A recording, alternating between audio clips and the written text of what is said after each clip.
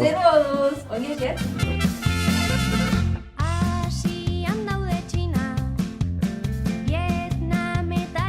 Eskerrik asko, zuen etxera sartzen uzteagatik. Zueri, etortziarren. Bueno, eta zuek pixka bat ezagutzearren. Etxe honetara Maili noiz heldu zen? Ba, maiatzien beteko ditu 7 urte.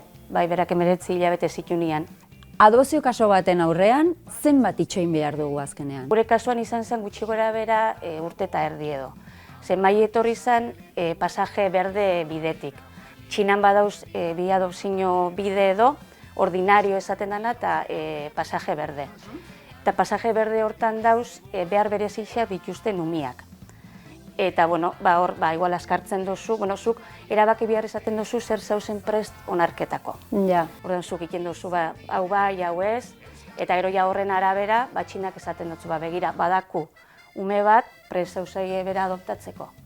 Eta izan zen dana urte eta erdi inguru hortan. Esaten didazue pasaje berde edo delako horregatik izan dela, horren motz kakotxen artean esanen dugu, bestela esan duzu arrunta edo ordinario edo dagoela, eta hori zein da?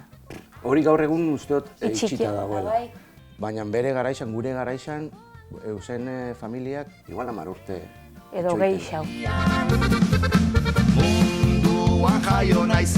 Zuek ezagutzen zenuten egoera honetan zegoen beste familirik aurretik edo? Bai, arrasaten daku, ez da, tio eta tia esaten dugu guk Asierren aldetik, eta eurak badako itxinan adoptautako binezkatila, Uxu eta Elaia, orduan dira guretzako, gure beste alaba batzuk.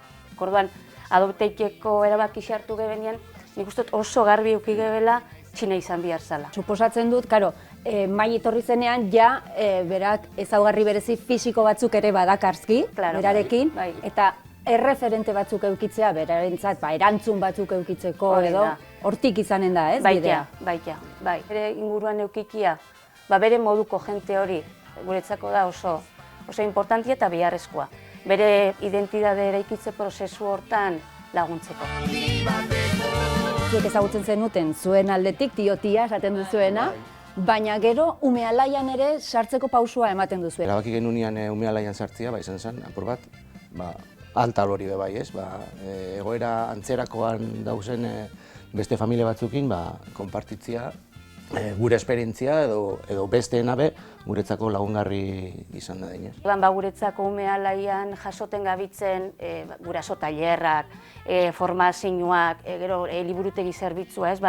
Gauza honen inguruan formatu ahal izateko, ikasteko, kontaiteko, guretzako izan da ezinbestekoa.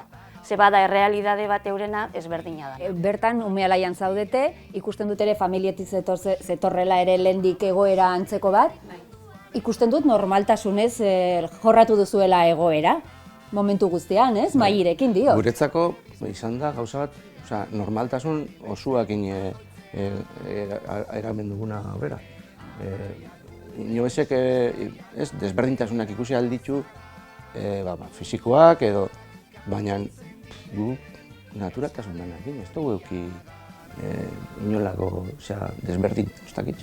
Ez, eta berak hasieratik badaki, ez, beha adopteuta, beha etzala jaixo nire tripatik. Ez, azkenian badauz burruka horreik hasian, ez, jota nizatik ez nintzen jaixo zure tripatik, eta igual nire jertze barruan sartzen zen, ez, eta hori, eta bueno, behak hasieratik jakin izan dau. Horan gu beti saiatu gara, behak eukide izen konfiantza leku bat, edozein zalantza dakonean geuri galdetzeko, berba ikeko. Eta aldan naturalidade danakin, adinari egokituz.